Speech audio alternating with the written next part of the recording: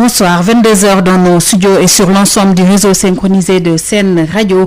C'est l'heure du journal. Un semestre intense de travail à partir de ce 1er juillet, c'est l'invite du chef de l'État à la nation avec pour objectif la stabilisation et la relance de l'activité économique, de la croissance et de l'emploi dans ce contexte de crise Covid-19.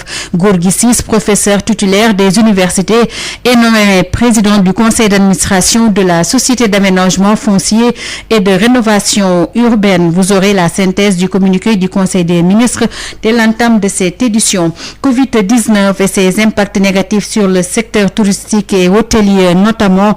C'est une des travailleurs du King Fahd Palace ce matin pour protester contre le prolongement de 2 mois de chômage technique. 190 employés sont impactés. Préparatifs de la Tabaski 2020.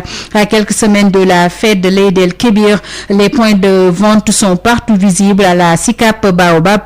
Ce sont plutôt les moutons d'élevage qui sont proposés aux rares clients qui font le déplacement. Reportage dans cette édition de Ismaïla Marcel Colli. Sur l'international, le mouvement du 5 juin, rassemblement des forces patriotiques, exige un chef de gouvernement de plein pouvoir et la démission des membres de la Cour constitutionnelle, entre autres. Nous aurons la correspondance de Sori Ibrahim Maïga. Info santé avec Adja Ndeye Khady Diop boucle cette édition mise en onde par Hassan Thioum. Hapsa Elimanouane. Bonsoir et bienvenue à Sud Nuit que nous démarrons par le communiqué du Conseil des ministres de ce 1er juillet 2020.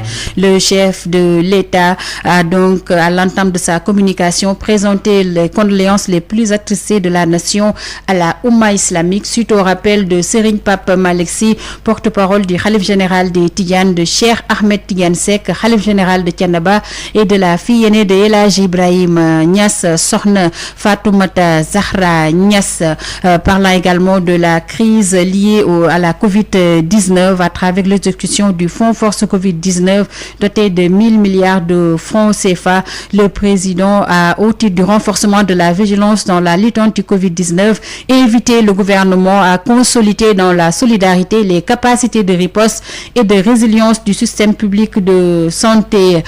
Toujours par rapport à cela, le président de la République a, au cours de ce Conseil des ministres, rappelé l'impératif pour la nation d'engager à partir de ce jour, le 1er juin 2020, un semestre intense de travail pour stabiliser et relancer l'activité économique, la croissance et l'emploi dans le contexte de post-Covid-19. Et au titre des textes législatifs et réglementaires, avant cela, le chef de l'État a clos sa communication en rappelant au gouvernement l'urgence d'intensifier les mises en place des crédits de campagne et d'équipements à allouer aux producteurs agricoles, de même que la nécessité de veiller à l'entrée en vigueur effective dans toutes les localités du pays des mesures présidentielles visant la facilitation de l'approvisionnement optimal du Sénégal en moutons en perspective de la célébration prochaine de la Tabaski. Au titre des textes législatifs et réglementaires, le Conseil a examiné et adopté le projet de loi portant création du Comité national du Codex Alimentarius et fixant les règles d'organisation et de fonctionnement. Et au titre des mesures individuelles, le président de la République a pris les décisions suivantes. Monsieur Gorgui Ciss, professeur titulaire des universités, est nommé président du conseil d'administration de la Société d'aménagement foncier et de rénovation urbaine. Et monsieur Maïssa Mayekor Diouf, titulaire d'un master en gestion de la mobilité des transports et de la logistique, est nommé directeur général de la Société d'aménagement foncier et de rénovation urbaine. C'était donc là la synthèse du communiqué du Conseil des ministres tenu ce mercredi 1er juillet. Nous parlons toujours de la Covid-19 qui a intéressé notamment ce Conseil des ministres avec le tribunal de grande instance de Diourbel qui suspend ses audiences jusqu'au lundi 13 juillet prochain. Décision qui fait suite à la détection de cas positifs à la Covid-19 à la maison d'arrêt et de correction de Diourbel le 30 juin dernier. À la suite de cette décision prise par le président Pape Mohamed Diop, l'ensemble des procédures visant les affaires criminelles, civiles, correctionnelles et commerciales sont suspendues jusqu'au 13 juillet. Nous parlons toujours de l'épidémie de la Covid-19 Le Sénégal sur le point de dépasser le seuil des 7000 personnes contaminées en l'espace de presque 4 mois. Les autorités sanitaires ont diagnostiqué 6925 cas. La COVID-19 ne cesse de se propager au moment où elle a fini par s'installer dans les 14 régions de bilan, donc pour un bilan de 116 décès. Le point avec Josette Kali. Le 2 mars dernier, le Sénégal déclarait son premier cas de Covid-19, devenant ainsi le 4e pays en Afrique à confirmer le virus. Un premier cas qui, au fil des mois, a fini par constituer une chaîne de transmission. Au bout du 2 avril, 195 cas sont enregistrés. Un mois après, ils étaient 1115 et le 2 juin, 3836 personnes avaient fini par être déclarées positives à la Covid-19.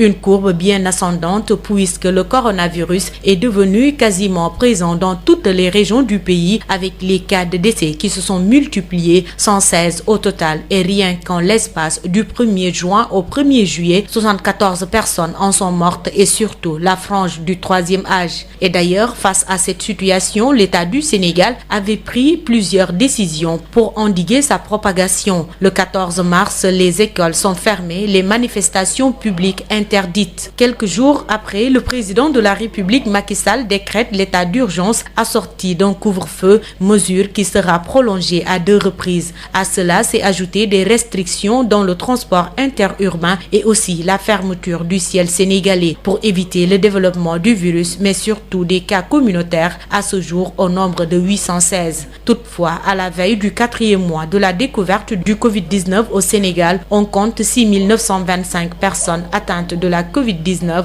dont Dakar, Thiès et Diourbel sont les régions les plus touchées. Merci à Josette Kali qui nous faisait donc le point par rapport à la crise sanitaire liée à la Covid-19. Justement, nous parlons toujours de cette pandémie, notamment les impacts négatifs sur l'économie nationale et sur le secteur touristique et hôtelier en particulier, avec le sit-in ce matin des travailleurs de King Fahd Palace pour protester contre le prolongement de 2 mois de chômage technique.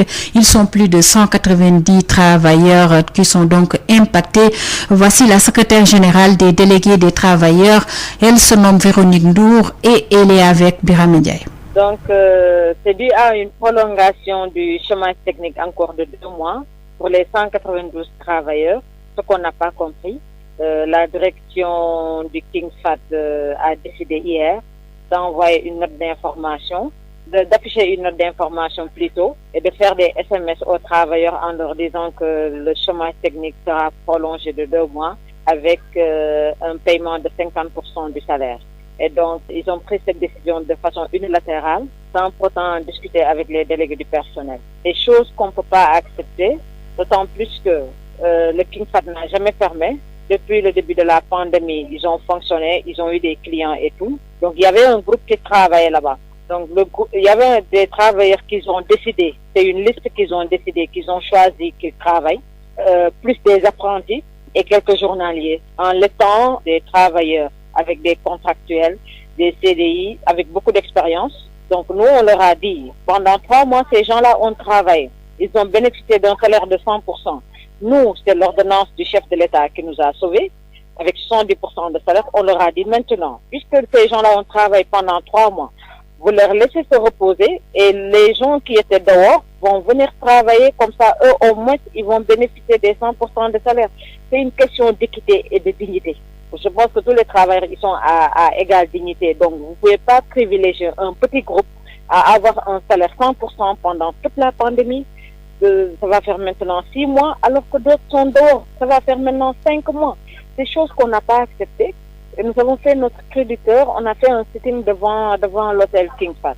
Donc, on leur a dit, nous, on ne peut plus accepter ces genres de pratiques où c'est la direction qui vient, qui décide des choses de façon unilatérale. Nous, quoi que l'on puisse dire, l'essentiel est que c'est eux qui imposent leur veto. Donc, il n'y a pas de dialogue entre le King Fahd et les représentants des travailleurs. Ce bras de fer entre nous et la direction, et vraiment, on voudrait faire appel au chef de l'État. C'était Véronique Ndour, la secrétaire générale des délégués des travailleurs du King Fahd Palace. Pour rappel, la direction promet de se prononcer dans les prochaines heures. Nous parlons toujours de la COVID-19, cette fois-ci sa gestion et sa lutte avec la Croix-Rouge qui est en ligne de mire. La Croix-Rouge qui soutient donc les autorités sanitaires dans cette lutte. Justement, intéressons-nous à la Croix-Rouge avec la journée de protestation demain des travailleurs de cette organisation humanitaire. Ils dénoncent le licenciement abusif de leurs camarades et les travailleurs réclament entre autres la publication du rapport du CENTIF sur la gestion de l'institution humanitaire. Nous écoutons à ce propos le délégué du personnel de la Croix-Rouge, Seydou Badji, avec Babacar Samb. Au nom des délégués du personnel et les travailleurs de la Croix-Rouge sénégalaise dont je porte la parole, nous réclamons la reprise du camarade de Babacar Badiane qui a été licencié abusivement. Demain donc, jeudi 2 juillet 2020, nous allons porter des brassards rouges en solidarité à l'imprimé d'État qu'il était. Alors nous pensons qu'il n'est pas normal de s'acharner contre quelqu'un qui s'est tout donné. Il y a trop de problèmes anormaux dans cette Croix-Rouge depuis 2010. Alors, les problèmes anormaux sont peut-être en conclusion dans une réclamation de contrôle de l'État qui a envoyé le CENTIF et sur cela donc nous réclamons les conclusions du rapport du CENTIF sur la gestion de la Croix-Rouge, qui est aussi une deuxième partie de notre plan d'action que nous déclenchons à partir de demain. La question suivante aussi par rapport à ça, elle est relative à l'application de la décision du conseil d'administration, qui avait décidé en son temps de vendre le terrain de Hann Plage pour pouvoir régler et concrétiser toutes les problèmes qui se posent aux travailleurs de la Croix-Rouge sénégalaise depuis 2019. Et ça, cette décision a été prise depuis octobre 2019. Nous attendons aussi que cela soit appliqué et qu'on ne mette pas ça dans l'oubli. C'est déjà des points de revendication que nous avons déposés depuis mai dernier. Pour nous, jusqu'à présent, cette affaire est en train d'être déroulée. Mais ce qui nous préoccupe aujourd'hui, c'est ce qu'on vient d'annoncer. Et nous disons non au licenciement du camarade Babacar Badiane. Et ça, nous le répétons. Donc, c'est ça l'objet du porte de brassard rouge demain. Et nous alertons l'opinion publique. Nous le répétons que les conclusions du CENTIF doivent aussi être connues de tous les travailleurs. Et que toute décision qui a été prise antérieurement par l'ancien régime, qu'il soit appliquée par celui qui est déjà élu et qui est là depuis octobre 2019. Et c'est ça l'action que nous voulons mener entre aujourd'hui et vers la fin de cette journée et toute la journée de demain, Inch'Allah. Seydou Badji, délégué du personnel de la Croix-Rouge, je rappelle que ces travailleurs organisent demain une journée de protestation. Aar Li Ñu Bokk et Ñoo Lank recommande l'audit du contrat entre la Sénélec et Akilee et tous les autres contrats signés par la Sénélec. Face à la presse ce matin, ils réclament également la libération d'Abdou Karim Gueye. Ils se sont exprimés donc face à la presse ce matin. Nous écoutons Abdoulaye Bathily, les membres du collectif Ñoo Lank. Il est avec Aïssatou Gueye-Ba. Le contrat entre la Sénélec et Akilee est déséquilibré en faveur de ce dernier. Ce déséquilibre révèle les graves défaillances de la Sénélec et de l'État qui l'ont négocié et l'ont signé.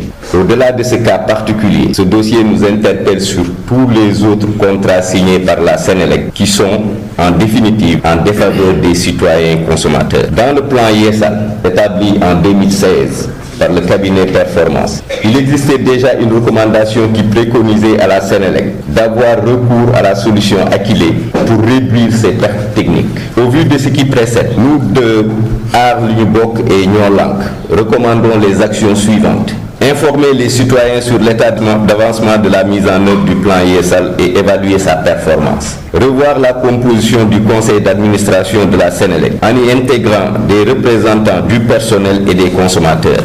Soumettre la fonction de directeur général à appel à candidature.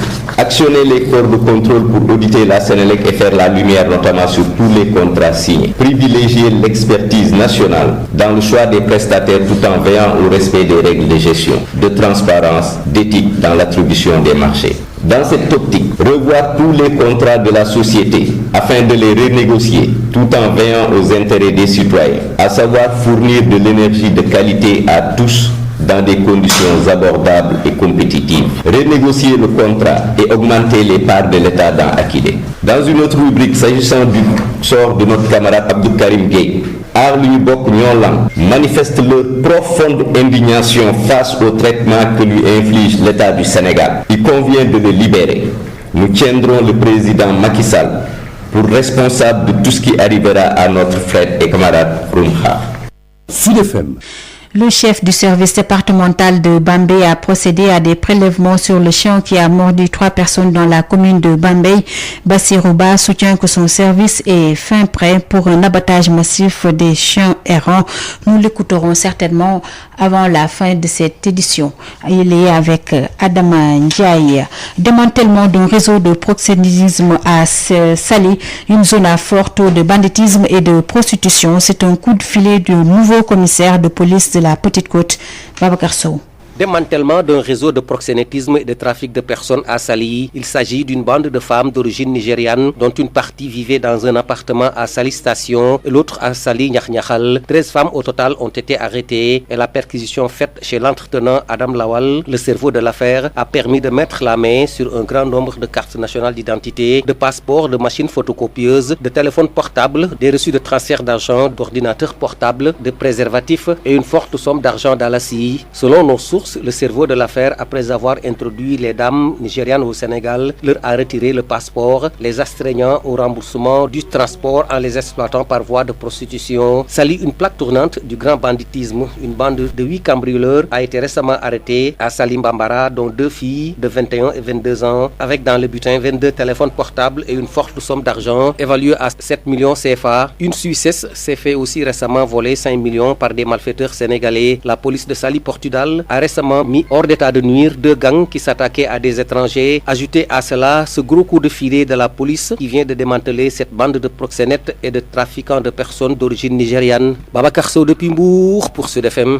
Merci à Babacar Sow. Nous quittons Mbour où vous nous écoutez sur la 106.9 pour nous rendre à Diourbel où vous nous suivez à Diourbel donc sur la 94.1 des émissions relatives à l'immigration et au foncier. C'est ce que réclament les auditeurs de la radio Sud FM de la région de Diourbel. Ils plébiscitent la radio, la première privée au Sénégal, et réclament une station. C'est dans le cadre de du 26e anniversaire de Sen Radio.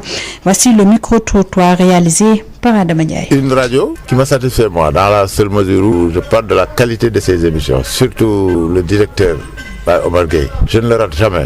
Le seul hic pour moi, c'est la station régionale qui a été déplacée. J'aurais aimé que cette station-là soit rétablie parce que c'est une radio très importante pour la région de Diourbel, vu la qualité de ses émissions et la neutralité de ses analyses sur tous les plans. Elle n'est pas politique, c'est une radio qui donne l'information à temps et dans les meilleurs. Sud a libéré les populations en sens que c'est une radio de proximité. C'est la voix des sans-voix. Parce que n'oubliez pas qu'en 88, nous avions connu des soubresauts durant les élections de 88. N'oubliez pas qu'en 93, Maître Babacar Seye a été tué. Et en 94, Sud a commencé. Lorsque Sud a commencé, c'était presque une libération pour tous les démocrates. Sud nous a donné la voix au moment où il n'y avait qu'un seul média au Sénégal. Ce qu'on attend de Sud, c'est que les questions aujourd'hui d'accaparement de terre, les questions d'immigration, les questions de violation de droits humains occupent une place prépondérante dans la grille des programmes. Sud FM, c'est notre radio. Depuis que nous avons connu Sud FM, nous avons vu que Sud FM a participé vraiment non seulement au développement, mais à la démocratie. C'est une radio qui est pionnière au niveau national. C'est la première radio privée du pays, donc vraiment nous nous réjouissons. En tout cas, ici à Diourbel, particulièrement ici à Diourbel, nous manquons vraiment de Sud FM. Nous aurions souhaité avoir une station à Diourbel.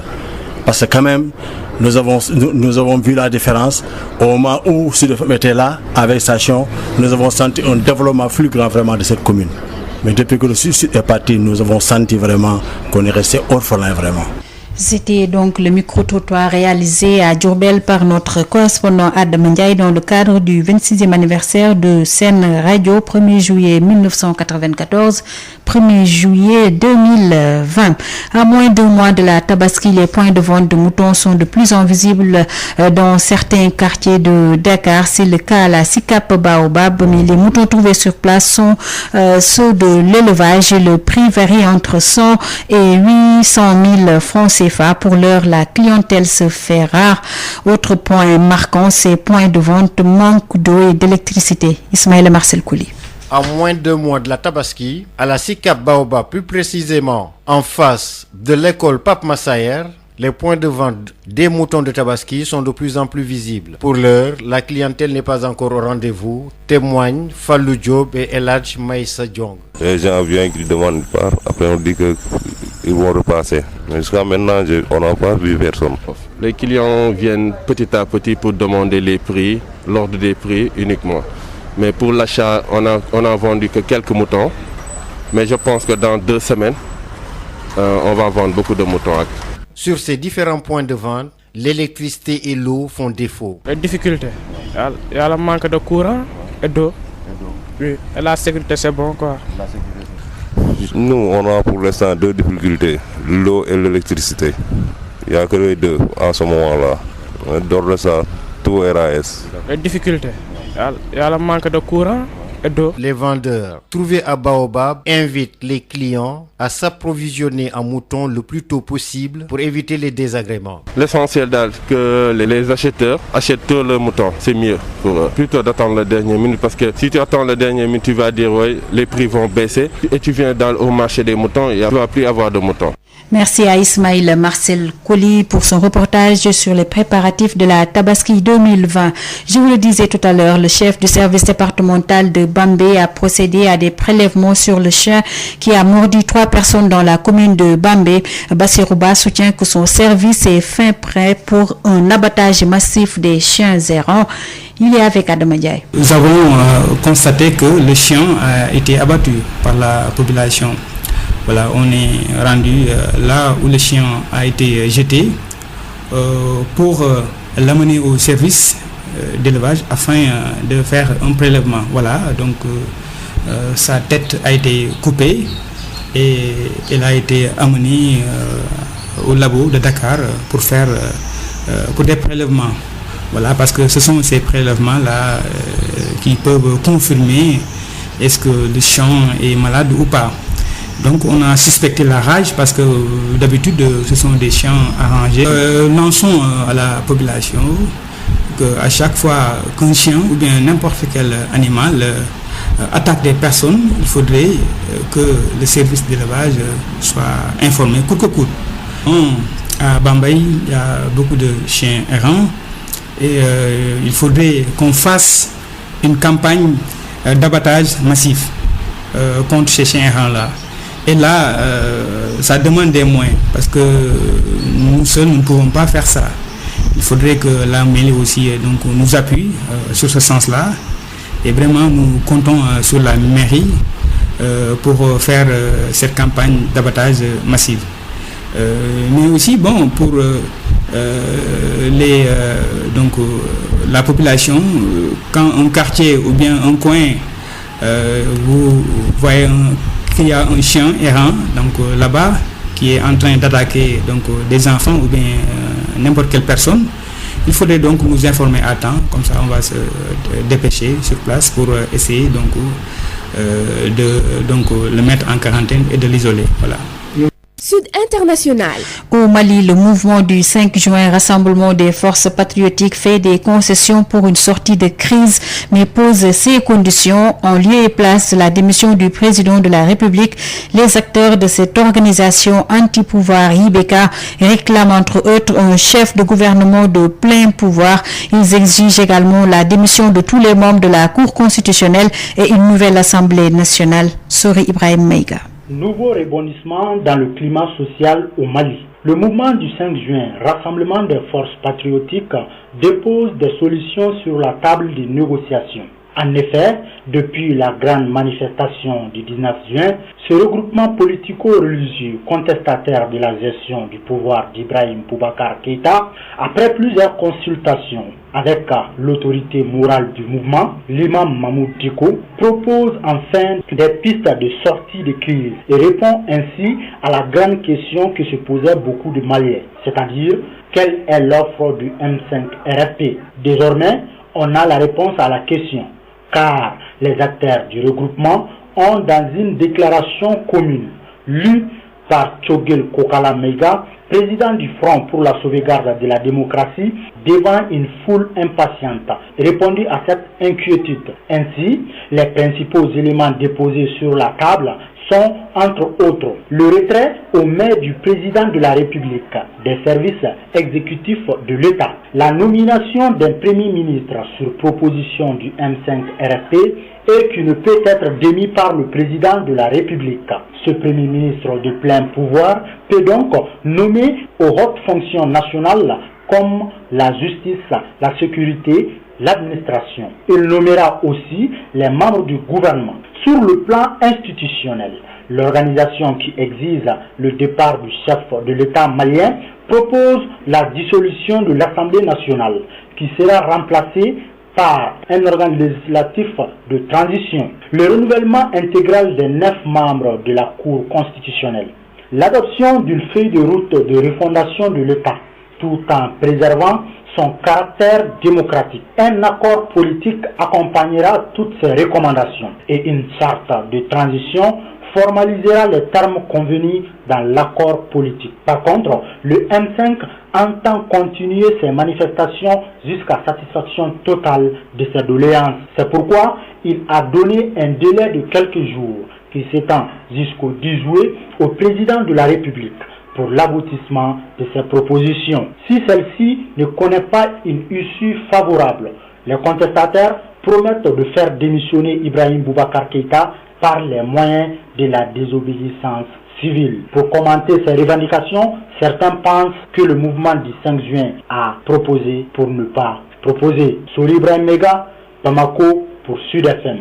Merci à Sori Ibrahim Meiga. Après le Mali Cap sur la France où la Covid-19 a fait 18 morts supplémentaires en 24 heures pour un total de 29 861 décès depuis le 1er mars, annonce de la Direction générale de la santé qui a également fait état d'une baisse du nombre de personnes hospitalisées, notamment en réanimation. Le nombre de personnes hospitalisées pour leur contamination au coronavirus a reculé à 8336, soit 200 de moins que mardi hier. Donc les services de réanimation traités aujourd'hui 582 patients atteints du Covid-19, soit 20 de moins. Toujours sur l'international en Russie, Vladimir Poutine remporte son référendum constitutionnel. Sans surprise, les électeurs russes ont voté donc aujourd'hui en faveur des amendements constitutionnels qui vont permettre notamment à Vladimir Poutine de briguer de nouveaux mandats. Il est 22h28 dans nos studios. L'heure pour nous d'accueillir Adja Ndeye Khady Diop. C'est pour Info Santé. Bonjour à tous et bienvenue. Info Santé reçoit ce mercredi Dr Barnabé Gningue. Bonjour. Bonjour Madame Ndeye Khady. Vous êtes spécialiste en santé publique, coordonnateur du programme national de lutte contre la tuberculose. Dr Gningue, y a-t-il des similitudes entre la tuberculose et la Covid-19? Oui, d'autant plus que aujourd'hui, l'ensemble des informations et des connaissances acquises sur la Covid-19 ont montré le large champ de similitudes ou de ressemblances entre la Covid-19 et la tuberculose. En les rangeant dans des catégories synthétiques, je dirais premièrement que la Covid-19, tout comme la tuberculose, se transmettent à travers les postillons. La personne qui parle, la personne qui tousse, la personne qui rit, la personne qui chante, la personne qui éternue. Même si dans la phase finale de la transmission, il y a une légère différence, mais au départ, les deux microbes, Covid-19 et tuberculose, donc sortent de la personne à travers les postillons. C'est une très grande ressemblance. Elle est intéressante parce que ça veut dire que toute mesure efficace contre la Covid-19 sera efficace contre la tuberculose et vice-versa. Deuxième catégorie de similitudes, ce sont les signes et les symptômes par lesquels les deux maladies se manifestent, surtout au début. En particulier la fièvre, la toux, les difficultés respiratoires, etc. Les recommandations à l'endroit du personnel de santé qui fait le dépistage? Les recommandations sont d'abord de l'ordre du rappel. Mais heureusement, le personnel de santé est suffisamment formé, suffisamment imprégné, sensibilisé pour maintenir toutes les mesures barrières contre la Covid-19. Les mesures barrières efficaces contre la Covid-19 sont efficaces contre la tuberculose. Donc, les recommandations se seraient plutôt dans l'organisation des services de lutte contre la tuberculose pour que une personne qui entre là-bas, même si elle était déjà connue tuberculeuse, qu'elle ne prenne pas la Covid-19, ou alors dans les centres de traitement contre les épidémies, une personne qui a la Covid-19 soit suivie pour s'assurer que c'est seulement la Covid-19 et que ce ne serait pas Covid-19 plus tuberculose. Docteur Barnabé Gningue, je vous remercie. Merci beaucoup, Madame Dekhade. Je rappelle que vous êtes spécialiste en santé publique et coordonnateur du programme national de lutte contre la tuberculose. Info Santé, c'est fini. Merci à tous. Hapsa Elimanouane. 22h30 dans nos studios, c'est la fin de Sud Nuit. Avant de nous quitter, le rappel des titres. Un semestre intense de travail à partir de ce 1er juillet 2020. C'est l'invite du chef de l'État à la nation avec pour objectif la stabilisation et la relance de l'activité économique, de la croissance et de l'emploi dans ce contexte de crise Covid-19. Gorgui Ciss, professeur titulaire des universités, est nommé président du conseil d'administration de la Société d'aménagement foncier et de rénovation urbaine. Vous avez eu la synthèse du communiqué du Conseil des ministres dans cette édition qui s'est intéressée à la Covid-19 et ses impacts négatifs sur le secteur touristique et hôtelier, notamment avec le sit-in des travailleurs du King Fahd Palace ce mercredi pour protester contre le prolongement de 2 mois de chômage technique.